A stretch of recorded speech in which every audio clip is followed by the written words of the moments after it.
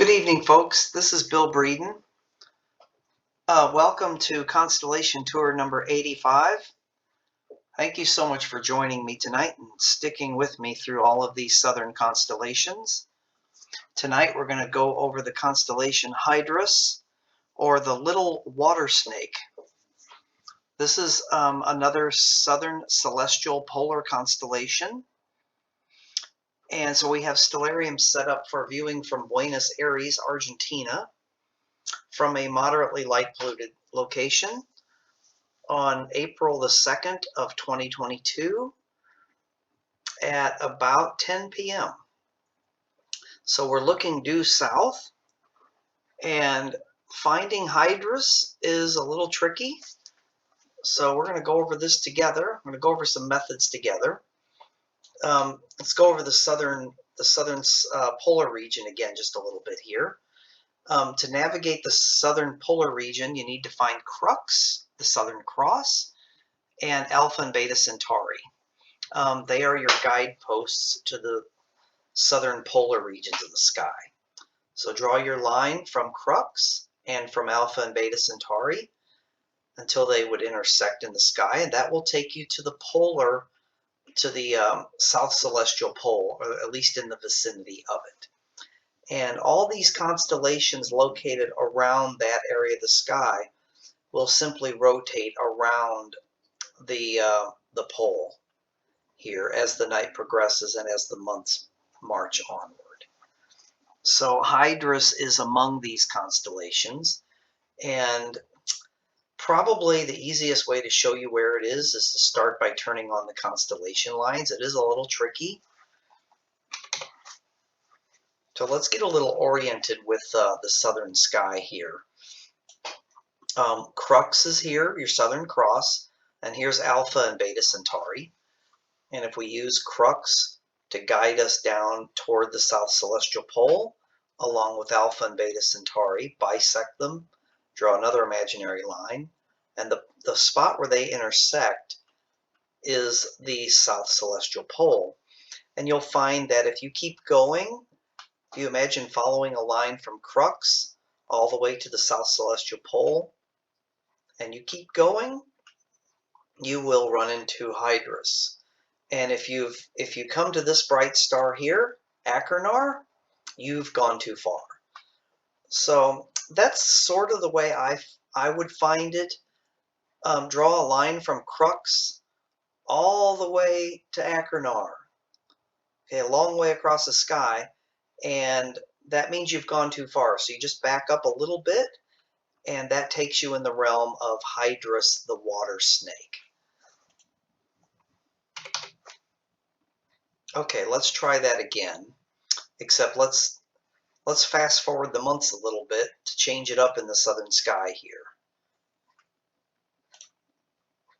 Oops, wrong window. Okay, I want to go to the date and time window. So instead of April, let's go all the way to July. July 2nd of 2022 at about 10 p.m. That puts Crux and Alpha and Beta Centauri in a slightly different location because they've rotated a bit. So let's see if our method still works. Let's draw a line from Crux. Let's draw a line from Alpha and Beta Centauri. And where they meet is about where the south celestial pole is. Okay? If we keep going with this line from Crux until we run into the bright star Achernar, we've gone too far. So that puts Hydrus about here. Yay! We have a winner.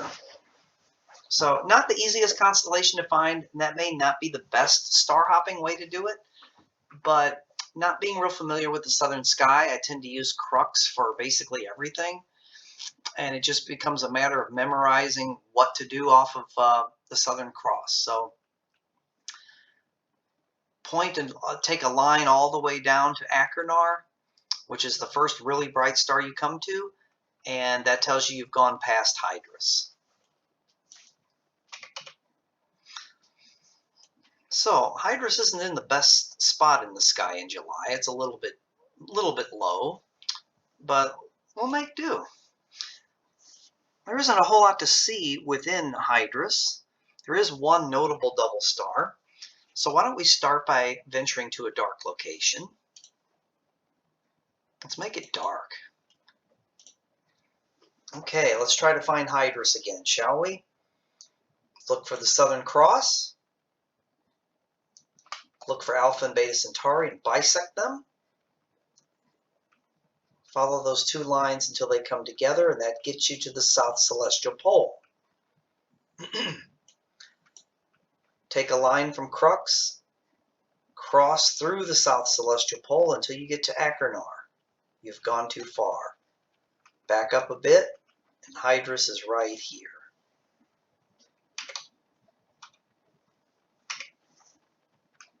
I guess another way you can do it is Hydrus is right between the two Magellanic Clouds. Here's the large Magellanic Cloud, and here's the small Magellanic Cloud. Hydrus is smack dab between them. That will work if you're at a dark enough location where you can actually see the Magellanic Clouds. So that works from our simulated dark location here. Just good. Okay, Pi Hydri is a double star. Let's start with that.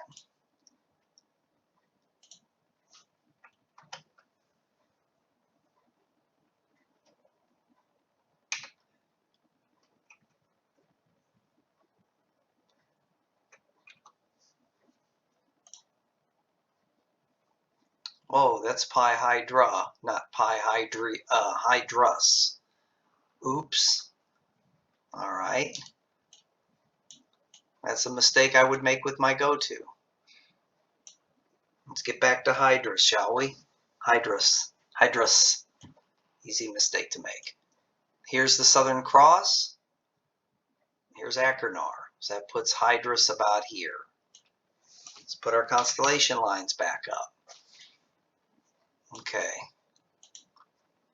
So Hydrus is abbreviated HYI.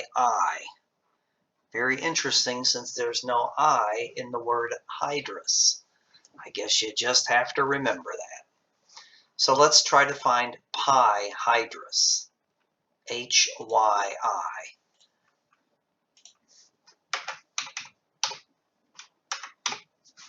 Okay, that's better. Okay, we've got a Pi 1, which means we probably have a Pi 2. This is a 5th magnitude double star. Oh yeah, that's a nice one. They have the same color, same brightness. So there's Pi 1, and there's Pi 2. They only differ by 1/10 of a magnitude. Pi 2 is magnitude 5.65, and Pi 1 is magnitude 5.55. And let's see, Pi 1 is 705 light years away, and Pi 2 is 487 light years away. Very nice.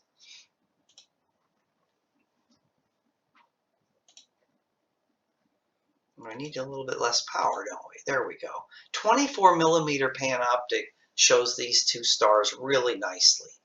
This is Pi 2 Hydrus, and this is Pi 1 Hydrus.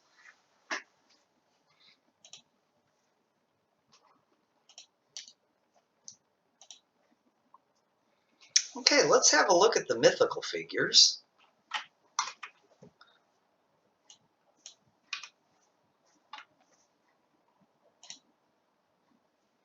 And you can see the little water snake here. Just right between the two Magellanic Clouds. Here's the large Magellanic Cloud, here's the small Magellanic Cloud.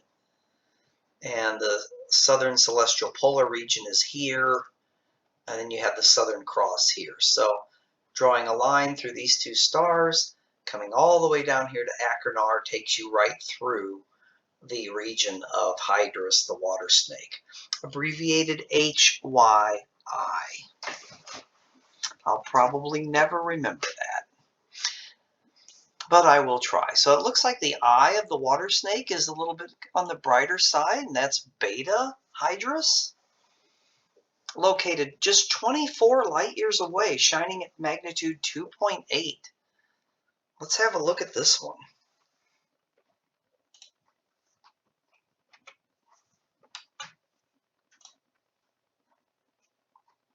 That's a really nice region of the sky to look at through binoculars. You've got Beta here. You've got a HIP star here. You've got Theta Octantis there. And another HIP star. This is a really, really pretty region of the sky. A little bit of color contrast going on. Even looks nice through an eyepiece. Beta has sort of a bright, light bluish tint to it.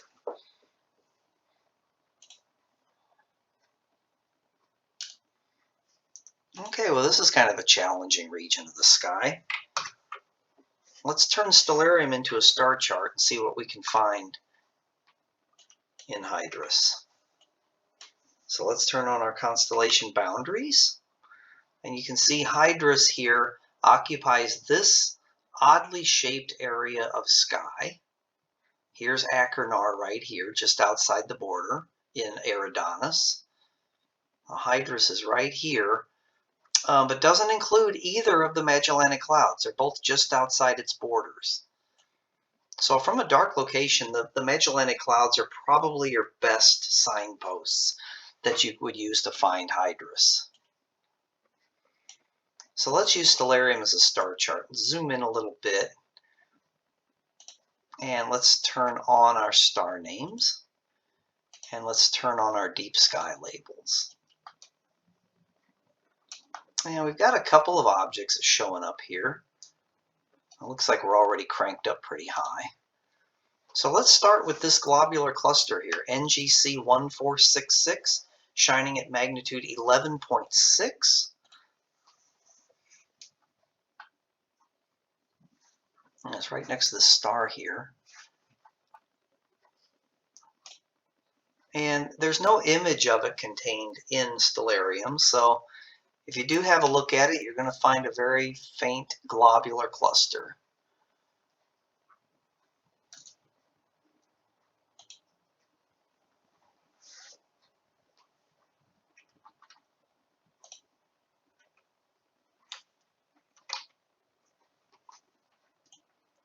Okay, it looks like we have an open cluster here within Hydrus's borders. NGC 602. It's an open star cluster shining at magnitude 13. Wow. Let's have a look at it through the finder.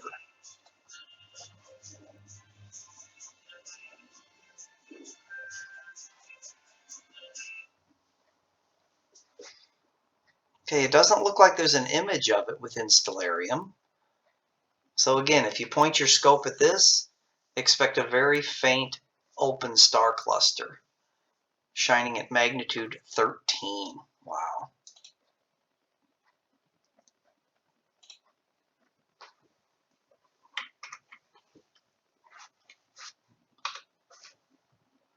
Okay, let's return Stellarium back to planetarium mode. Turn off these labels and markers. Turn off these star names. And let's turn on our constellation boundaries here real quick. And as I don't have anything else listed here within Hydrus, this concludes our tour. Thank you so much for joining me. Good night and good seeing.